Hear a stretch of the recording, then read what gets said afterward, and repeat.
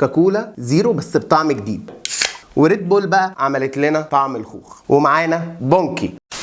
ايه ازيكم عاملين ايه؟ يا رب تكونوا دايما بخير. نزلت السوبر ماركت شفت انواع جديده كده فقلت نجيبها ونجربها مع بعض.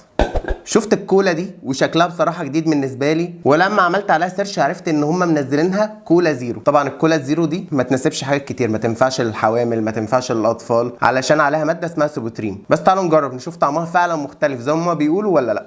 يلا بينا بقى ندوس وندوق. الجو حر جدا فقلت ابتدي بالكولا الجديده. يلا بينا ندوق طعمها.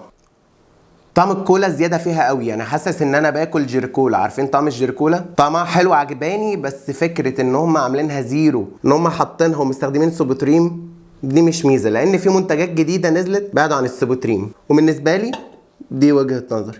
بنوكي سناكس صحي، طبعا مش انا اللي بقول، هم اللي بيقولوا. تعالوا نشوف كده مكوناته مع بعض بسرعه. مجروش ذره، سلومينا، ارز مجروش، زيت نباتي، سكر، ملح اقل من 5%، نكهات ولون طبيعي. انا شايفه مكوناته زي اي مكونات عاديه، مش عارف بيشتغلونا ولا ايه.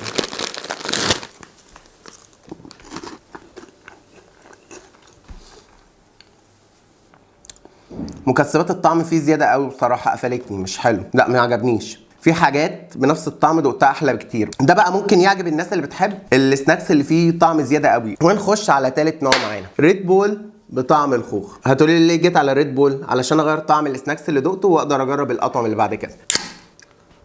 طعم الخوخ حلو قوي في الريد بول، وعجبني كمان ان النكهه اللي احنا واخدين عليها في الريد بول موجوده. طعم جديد وحلو الناس اللي بتحب الريد بول. طعم الخوخ حلو وعجبني بصراحه. ومعانا جرينوز. مكوناته دقيق ذره، زيت عباد الشمس، سكر، نكهه الذره، باربيكيو، حامض الستريك، بودره مستخلص الخميره، زبده، ايه ده كله؟ مكونات كتير جدا والخط قد كده اهو. ويلا ندوق. حلوه قوي على فكره. معلش تاني بدوق. ده عجبني قوي، طعمه حلو جدا على فكره، لانه دخل في جو سويت اند ساور. طعم تحفه جدا جدا جدا، ده معايا في حته تانيه خالص. ونخش على البيج، بس ده مش بيج رامي، ده بيج شيبسي. يلا بينا ندوق. حلو قوي الطعم ده للناس اللي بتحب طعم الخل زياده في الحاجه. يعني انا بحب طعم الملح ويكون الخل حاسس بلمسه كده، لكن ده طعم الخل وصل لحته تانيه خالص. بس هيعجب ناس كتير قوي اللي بيحبوا اللمسه دي.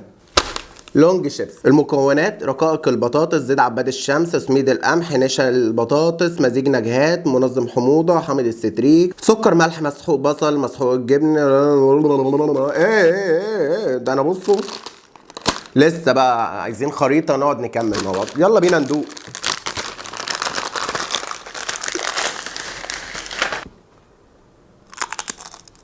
طعمها حلو. هي مش بطاطس على بعضها، هي عامله زي كانهم فرموا البطاطس معموله بالمنظر ده. وعاجبني حاجه ان انا لما ماسكه مش حاسس بملمس زيت، يعني عكس انواع كتير من الشيبس ببقى ماسكها بلاقي زيت في ايدي او ملمسها دهني. هي مقليه مقليه في زيت عباد الشمس، فممكن ده اللي مديني الاحساس ده، لان زيت عباد الشمس اساسا يعتبر خفيف قوي في القليه.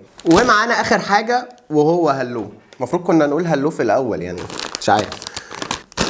المكونات، نشوف بقى مكونات بسرعه. مجروش ذره، بروتين ارز، زيت نباتي، نكهه، بروتين صويا، دقيق ارز، دقيق قمح، لبن بودره، يحتوي على لبن وجلوتين، خالي من المواد الحافظه.